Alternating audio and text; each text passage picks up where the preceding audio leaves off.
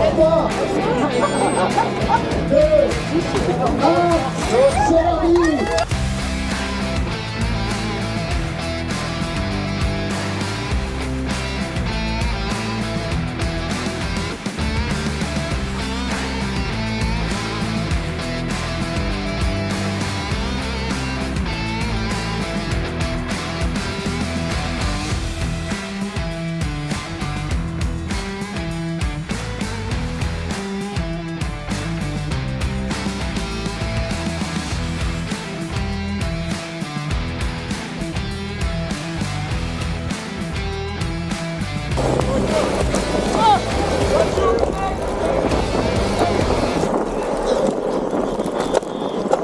Allez, salut à toi et bienvenue sur Cycliste Actuel, la chaîne sur laquelle je vous partage mes compétitions et toutes mes aventures cyclistes. Ici, vous allez pouvoir vous divertir mais aussi apprendre puisqu'on a l'intervention à chaque fin de vidéo de Progress, un coach agréé qui va pouvoir débriefer mes réussites et mes échecs de façon à ce qu'on puisse tous en tirer le meilleur. Alors je t'invite à t'abonner pour être au courant de chaque vidéo publiée. Il y a une vidéo par semaine et il y aura bientôt une nouvelle surprise sur laquelle vous allez avoir davantage de contenu et qui va vous permettre d'apprendre 2-3 petites choses pour vous améliorer depuis votre canapé. En attendant, on se retrouve à La Guilherche, juste au nord du Mans. C'est la course du club, le Mansart Vélo. Et à cette occasion, nous nous sommes tous mobilisés pour être présents à cette course. Et c'est un beau challenge puisqu'on va se retrouver avec des Open 3 aujourd'hui, avec également les Access 1 et les Access 2. Nous sommes 109 au départ, sans compter qu'il y a un départ différé pour les Access 3 et 4, sur lequel ils étaient à peu près 90. Donc ça fait quand même un sacré beau monde pour un circuit de 5,5 km sur lequel nous allons faire 13 tours pour notre catégorie et 9 tours pour les Access 3 et 4. Alors sur cette ligne de départ, je ne suis pas des plus rassurées, je me suis bien positionnée à l'avant pour maximiser mes chances d'être bien placée et de ne pas décrocher. Mais là, je m'apprête à faire une course que je n'ai jamais goûtée, une Open 3 chez les hommes. Je sais que ça va rouler extrêmement vite. On m'a dit qu'on n'était pas loin des 40 km/h généralement pour cette catégorie. On est sur un terrain assez plat, donc qui ne m'est pas avantageux, en dehors d'un faux plat montant, mais bon, je me dis qu'avec des hommes de cette puissance, un faux plat montant, c'est comme si c'était du plat et je vais pas vraiment pouvoir tirer mon épingle du jeu. Et je suis doublement pas très rassurée sur le fait que je suis arrivée 1h30 avant le départ de la course et que pour cette course-là, ça aurait été trop juste en vue du nombre d'engagés pour récupérer les dossards, ça a été compliqué. En plus de ça, on avait une nouvelle tenue à récupérer, donc je n'étais pas changée lorsque je suis arrivée sur la course. Et ce qui fait que j'ai pu commencer mon échauffement 15 minutes avant la compétition. Et je me suis donc échauffée que 2,5 km puisque j'ai préféré me positionner suffisamment tôt sur la ligne et être bien placée. Heureusement pour moi, grâce à mon arrivée de l'autre côté du circuit, j'ai pu faire la reconnaissance en voiture lorsque je suis arrivée. Donc j'ai quand même une idée claire du circuit au moment du départ. Vous allez avoir Vous avez fait le tour, les filles, hein. C'est pas parcours, c'est pas ça dur. c'est votre record de voiture, mais ça va rouler très vite. Peut-être qu'avant. Toi, pour l'instant, ça va. Mais dans 5 minutes, Avec un petit peu maillot, Alors je prends quand même quelques secondes pour vous présenter ce maillot. Vous l'avez peut-être déjà vu si vous êtes abonné sur ma chaîne Instagram. Mais vraiment je suis fan de cette tenue et je vous laisse bien sûr mettre votre avis en commentaire pour me dire ce que vous en pensez. la marche elle est haute quand même entre les deux groupes. J'ai pas envie. J'ai une crampe à la fesse à force là. On annonce que le départ sera donné par monsieur le maire dans une petite minute. Dans une petite demi-heure. On va faire un petit compte. 10, Oh non. Oh, 3 tours. 3, 2, 1, c'est parti.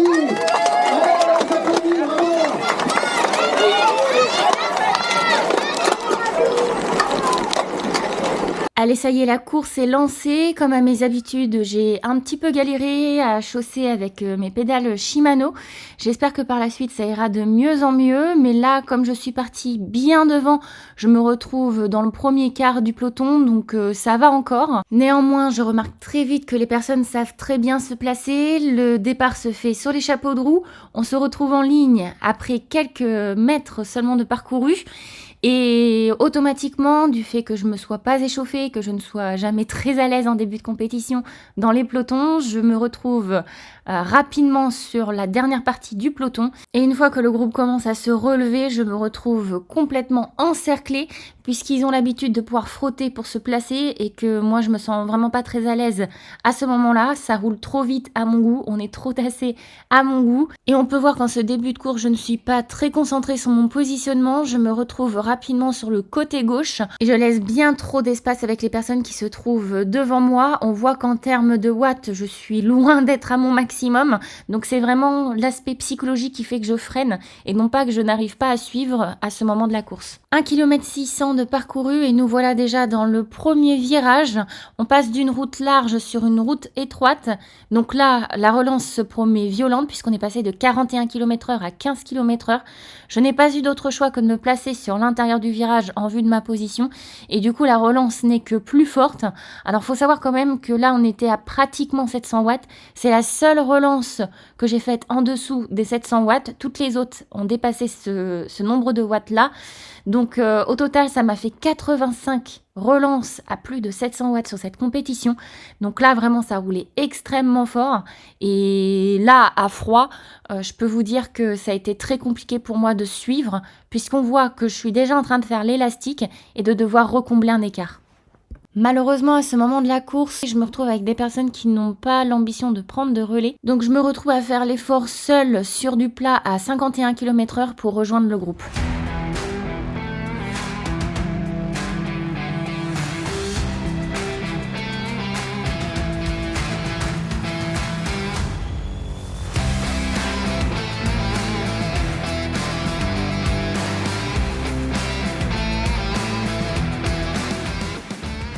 Et oui, je suis d'accord avec vous, sur cette bordure, j'ai eu chaud.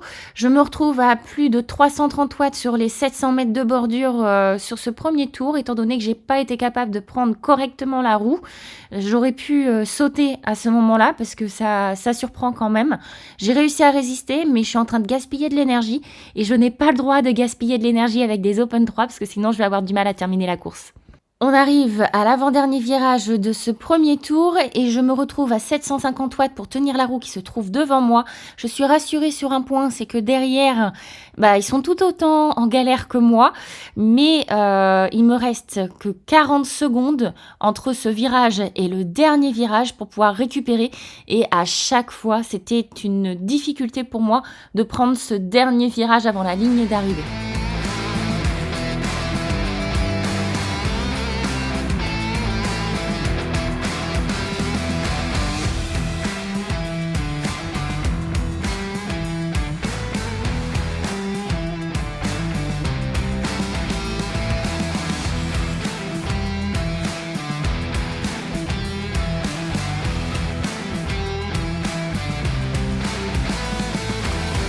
Ce deuxième tour est à l'image du premier, à savoir que le peloton place des attaques, il y a des cassures, à chaque fois je fais l'effort pour revenir, j'arrive à revenir, la sélection se fait par l'arrière, mais ça reste très difficile pour moi, j'ai un cœur qui est minimum à 180 battements par minute, donc je suis clairement en difficulté et en train de passer un mauvais moment. Alors en plus on voit que je fais une nouvelle fois l'effort en étant placée à gauche, donc les personnes qui passent devant passent sur la droite étant donné que le vent vient de la gauche. Donc je pense qu'à ce moment-là, si je n'avais pas la capacité à réfléchir, c'est parce que j'étais vraiment trop dans le rouge. Mais clairement, j'ai bien conscience que je suis mal placée, je suis bien conscience que je suis en train de tirer sur la corde et que si je ne me raisonne pas, ça va mal se terminer pour moi. Mais j'arrive pas à ce moment-là à trouver encore la solution et la concentration nécessaire. Troisième tour, je commence enfin à me rapprocher des roues pour être bien au chaud dans le peloton. Je me place un petit peu mieux puisque je suis cette fois-ci du bon côté, mais on remarque par contre que je me retrouve en queue de peloton. Donc à la moindre erreur de ma part, je peux me retrouver complètement lâchée. Alors je profite de l'encouragement de cet enfant pour vraiment tous vous remercier, car non seulement chaque semaine vous m'encouragez via vos messages sur Instagram et sur YouTube, mais je remarque également que vous êtes de plus en plus nombreux à venir me voir sur les compétitions pour m'encourager sur le bord de la route ou même au sein du peloton, et ça fait vraiment plaisir, ça me booste, j'ai envie de faire les choses bien. Effectivement pour moi-même, mais aussi pour vous, parce que j'ai envie de vous montrer de la progression sur cette chaîne. Et du coup, ça me pousse à me concentrer, ça me pousse à me surpasser. Et je vous remercie pour ça. Et je remercie aussi mon entraîneur Damien Degault qui gère Progress, puisqu'à chaque fois il prend le temps d'examiner chacune de mes compétitions de façon à avoir un suivi vraiment personnalisé. Et aujourd'hui, il était présent sur le bord de la route pour pouvoir m'examiner en direct, me soutenir, me donner quelques conseils à chaque tour, et ça m'a vraiment beaucoup aidé. Et je sais qu'il apporte un service sur mesure à chacun de ses sportifs au travers de visio et de comptes rendus. Et il s'arrange également lors de cyclosportifs pour qu'on soit tous ensemble dans un même logement, qu'on puisse faire un brief avant la compétition et qu'on soit une réelle équipe le jour J. Déjà 25 km de parcouru et je retrouve enfin Lisa dans le peloton. Alors c'est vrai que Lisa est toujours un peu mon point de référence sur le placement. J'ai tendance à me dire que si je suis avec elle, c'est que je suis plutôt bien placée parce que c'est une technique qu'elle maîtrise. Par contre là, je constate quand même que on n'est pas tout à l'arrière, mais on n'en est pas loin. Donc finalement, je réalise que c'est plutôt cette fois-ci Lisa qui est en difficulté et non pas moi qui ai réussi à remonter correctement. Je fais donc un nouvel effort pour essayer de me placer le mieux possible et anticiper le prochain virage.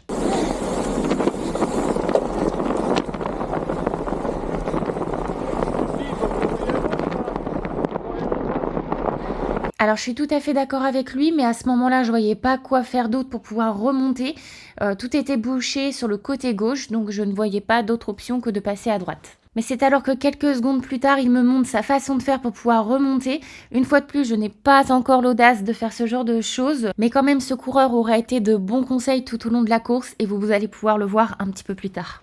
Nous avons fait un tiers de la course, nous sommes à 40 km/h de moyenne et une nouvelle cassure se produit dans cette côte, donc j'y vais directement, même si je suis en souffrance.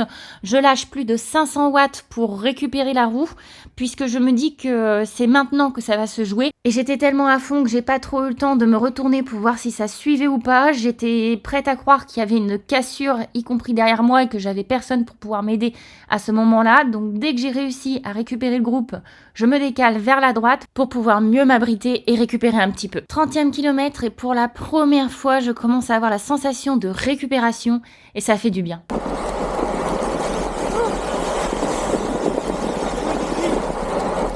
Je sais pas. Lisa est derrière. Ah c'est bon, elle est là. Et Marine, elle est où?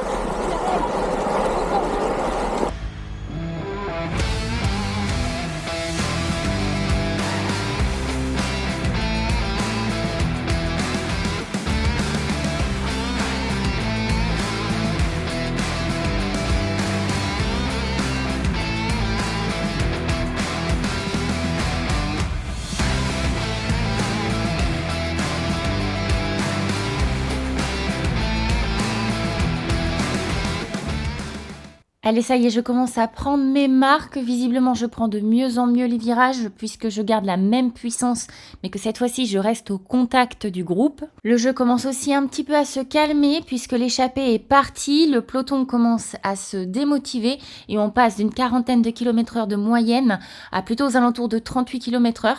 Donc en comparaison, ça paraît beaucoup plus facile et je commence à retrouver des instants sur lesquels je peux récupérer et ainsi retrouver ma lucidité pour avoir une meilleure stratégie de course. Donc tant que je parle de récupération, il ne s'agit pas de s'endormir non plus, je reste toujours à l'arrière du peloton donc je dois faire très attention et je profite de cette portion où les personnes commencent à se calmer un petit peu, à récupérer pour justement remonter un petit peu dans le peloton étant donné que la prochaine relance est celle sur laquelle j'ai le plus de mal à tenir les roues et ça me donne donc un petit peu plus d'amplitude pour pouvoir tenir les roues. Donc en fait, pour être un petit peu plus clair, j'ai réalisé au fur et à mesure des tours que je n'aurai jamais la puissance maximale que peuvent avoir des Open 3. Donc du coup, il faut que je lisse un petit peu mon effort, avoir un peu moins de récupération. Heureusement pour moi, je suis assez douée sur du travail de seuil, donc je suis capable de tenir longtemps sur des hautes fréquences. Mais par contre, de pouvoir être là lorsqu'il y a des grosses accélérations et que je suis pas capable d'envoyer autant qu'eux parce que j'ai pris un petit peu d'avance. Donc on peut voir ici que je commence à prendre quelques réflexes pour remonter dès lors qu'une porte s'ouvre. Et ça se voit sur la caméra arrière où peu à peu, il y a un petit peu plus de monde à me suivre. Et ça veut dire que je commence enfin à bien me placer. Du coup, je commence enfin à prendre du plaisir dans cette course, malgré la douleur physique. Je me dis que ça y est, je tiens le bon bout et que peut-être je vais pouvoir tenir jusqu'à la fin de la course. Allez.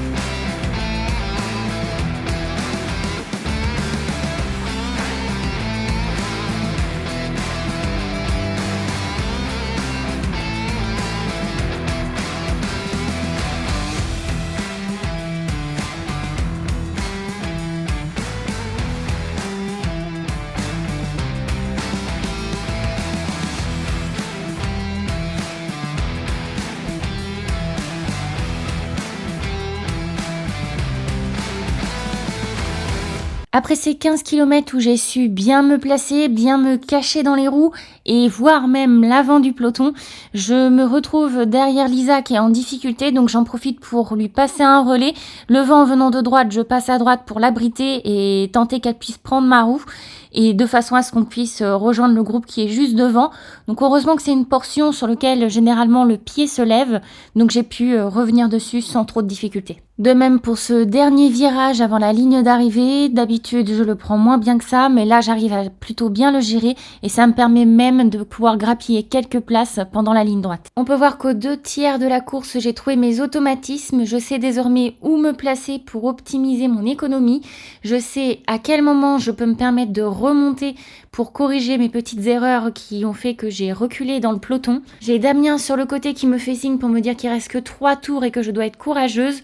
Je lui réponds par un signe de croix parce que je n'en peux plus. Quelques secondes plus tard, une nouvelle attaque a lieu, donc je tiens encore bon. Je veux absolument tenir le groupe qui est devant moi et je vais y parvenir, mais c'est vraiment au coup d'une grosse énergie. On voit mon cœur qui est à peine 70 battements par minute, mais je vous rassure, c'est juste un bug de ma ceinture.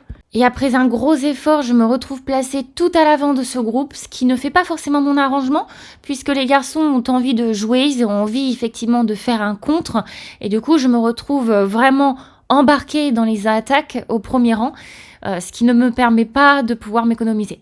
500 mètres plus loin, ils réessaient de pouvoir sortir. Effectivement, on voit un contre à l'horizon. Ils ont envie de revenir dessus et quitte à se débarrasser du reste du peloton. Je fais l'effort. Heureusement, des garçons prennent le relais par la droite, ce qui m'abrite un peu et me pousse à pouvoir rester au contact. Mais du coup, je ramène le peloton avec. Je m'abrite super bien dans cette nouvelle bordure avec le vent qui venait de par la droite, mais j'ai la malchance que les personnes se décident de remonter par la droite. Ils étaient tous en file indienne, donc ça m'a clairement empêché de pouvoir prendre leur roue et remonter à ce moment-là. Donc je me retrouve assez rapidement de ce fait à nouveau à l'arrière du peloton. Des tours passent et la sélection par l'arrière continue à se faire. Nous sommes donc de moins en moins nombreux dans ce peloton. Nous avons de plus en plus de place et je me sens donc à l'aise pour me placer au milieu de ce groupe. Une attaque se fait sur la gauche, alors même si le vent vient de gauche, je décide de remonter avec lui. Mais finalement, la remontée ne se fait pas de manière suffisamment franche et je me trouve à nouveau à manger un peu le vent sur cette partie. Kilomètre 63, la course commence à redémarrer, les attaques deviennent de plus en plus nombreuses et à cette sortie de virage, je me retrouve à faire l'élastique. Heureusement, le coureur sur ma droite a pu m'abriter, ce qui m'a permis de revenir au contact et avec mon élan, j'en profite pour pouvoir me positionner à nouveau. À peine je me replace qu'une attaque se passe sous mes yeux. À ce moment de la course, j'étais juste en mode survie. Je voulais juste arriver au bout. Donc je n'ai même pas imaginé pouvoir prendre sa roue. Et en plus de ça, il y a quand même pas mal de gens qui sont devant moi, ce qui m'a permis de pouvoir les laisser faire et d'attraper la roue au passage. Des tours s'enchaînent et je résiste. À chaque fois, j'utilise la même méthode pour pouvoir me replacer. Malheureusement, j'ai encore du mal à pouvoir maintenir ma place, ce qui me coûte encore plus d'énergie. Je suis juste en train de penser au moment où je vais pouvoir passer la ligne d'arrivée et arrêter cette course infernale. C'est vrai que je suis aussi impressionnée de ce que je suis capable de faire parce qu'Open 3, je ne pensais pas que j'allais pouvoir tenir aussi longtemps. Mais malgré tout, j'ai vraiment hâte que la course se termine parce que ça commence à être très difficile pour moi physiquement.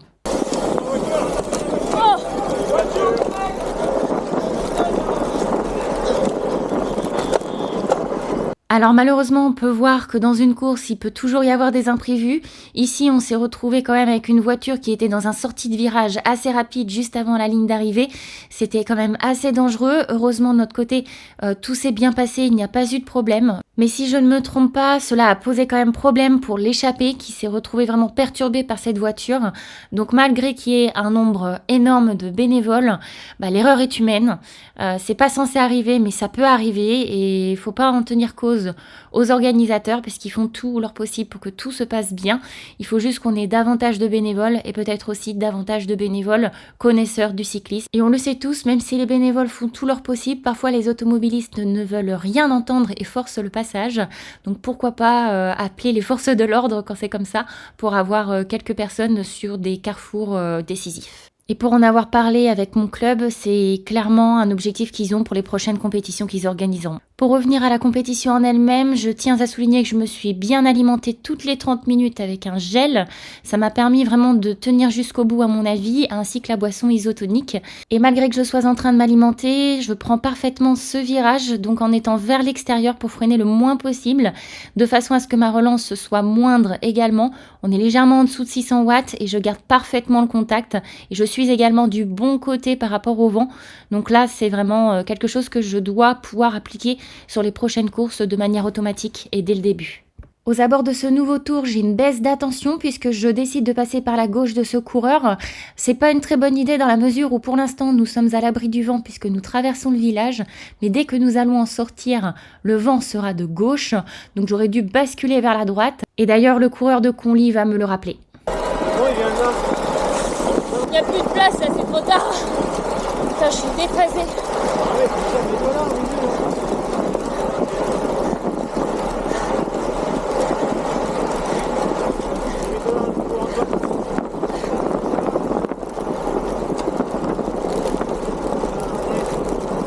Merci.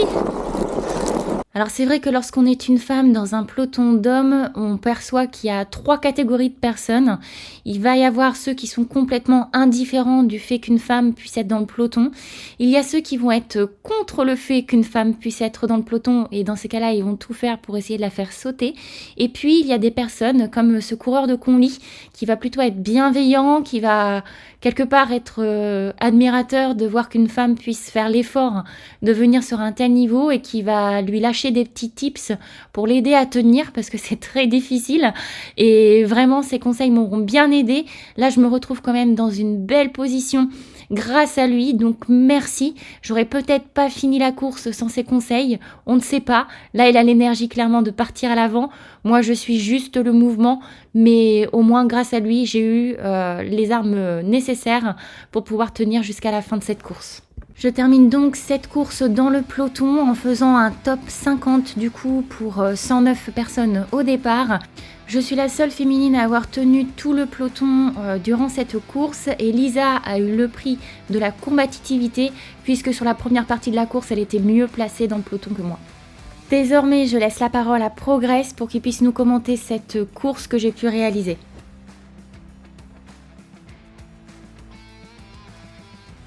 Bonjour à tous, j'espère que vous allez bien. Alors aujourd'hui, on va débriefer la course de Gwenel à La Guierche, donc une Open 3. Première fois à ce niveau pour cette saison pour Gwenel. Donc intéressant au niveau des enseignements et au départ que de voir ce que ça va donner avec pas mal de pression sur la ligne comme on peut le voir sur sa vidéo. Déjà, voilà, il y a beaucoup de choses positives quand on voit la vidéo, il y a beaucoup d'améliorations et quand on voit le résultat, bah, ça peut être que positif. Du coup, le tableau de marche, bah, comme la semaine dernière, il a été respecté, bien placé sur la ligne en départ. Alors en plus, c'était la course du club, donc vous avez pu vous placer vraiment devant, donc ça c'est top. On voit la constatation de petits enseignements qu'on avait parlé la semaine dernière. On voit que tu gères de mieux en mieux les virages dans le peloton. Alors faire attention, voilà, il y a des fois on peut pas faire autrement. Comme le premier virage dans la vidéo, on peut le voir. Maintenant, le petit point, c'est ce non-échauffement. Ne pas s'échauffer, voilà, ça engendre beaucoup de choses derrière lors de la course. Et donc là, comme j'aime bien le dire, c'est un carton jaune. Parce que bah, ne pas s'échauffer, c'est pas préparer le muscle à l'effort. Et donc, il faut faire attention de pas le payer rapidement sur la course et exploser du peloton, ce qui aurait pu être le cas parce qu'on voit que lors de ta vidéo, rapidement, tu te retrouves derrière et rapidement, tu te trouves en position de difficulté. Et c'est là où, en plus, moi qui étais présent, j'ai pu le voir que lors des premiers tours, tu étais énormément derrière. Alors, ça passe aussi par peut-être le fait que ça a roulé extrêmement vite pour que l'échappée sorte. Et donc, bah, le fait d'être rapidement derrière, ça t'a fait perdre énormément d'énergie, donc tu as fait beaucoup trop d'efforts. Et comme on a pu le voir, sur cette grande route où ça bordurait, bah, tu étais très mal placé et tu pouvais vite te retrouver par la fenêtre si ça pétait deux, trois gars devant sans que tu t'en rendes compte. Donc ça, faut faire attention. Sachant que à l'allure où ça allait, si ça aurait pété, toi qui avais peut-être les jambes, bah, tu n'aurais peut-être jamais pu bouger, je trouve, une fois que la bordure était faite. Donc voilà, l'échauffement, vraiment, il faut vraiment mettre en place un échauffement de qualité. Alors souvent, ce que donne à mes sportifs, c'est entre 15 et 20 minutes d'échauffement, hein. Alors ça dépend des jours, ça dépend du sentiment qu'on a, parce que bah, qui mieux que vous pour savoir ce qui se passe dans votre corps de l'échauffement. Des fois, quand on a fait une grosse semaine, on n'a pas spécialement beaucoup besoin de beaucoup faire d'intensité lors de l'échauffement. Donc on peut juste tourner la patte en allant repayant le circuit et ça peut permettre. Après, si vous ressentez le besoin de faire deux, trois accélérations, bah, ça, c'est bien pour échauffer. Et après, les 15 minutes avant le départ de la course, plutôt être relâché, aller faire les derniers petits réglages à la voiture, que ce soit prendre sa nutrition, boire un coup, enlever sa veste d'échauffement et d'aller sur la ligne. Et comme ça, avoir une bonne position sur la ligne. Après, le petit constat qu'on peut voir de ta course, c'est que alors plus le peloton s'est écrémé, plus la course est passée, mieux tu étais stabilisé dans le peloton, mais même en ayant cette liberté de pouvoir remonter assez facilement, et ça, c'est ce qu'on a pu voir, c'est que tu remontais assez facilement et tu avais trouvé des coins où tu pouvais remonter plus facilement, comme cette zone pavillonnaire, ce qui est intéressant.